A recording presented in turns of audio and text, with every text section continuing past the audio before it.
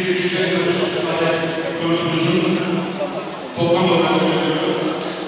2 artı 1'ini 250 konumuzunu çekeceğiz.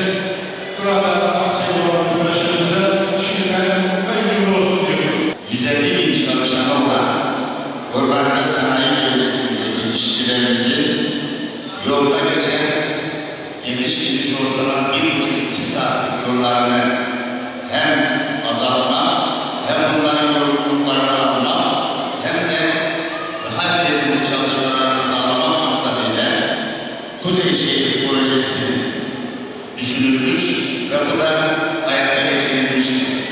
TOKİ Uluslararası İşbirliği'yle bu proje hayata geçirilmiştir. Hadi bismillah.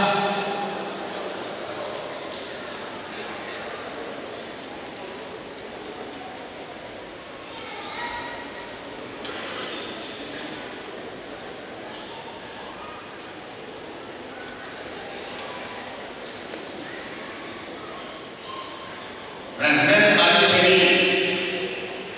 İsimleri çıkanlar olursa kendilerini belli ederlerse biz de sevinçlerine ortak oluruz. Mehmet İnanç. Mehmet İnanç Bey. Gel abi. Gülten Aslan.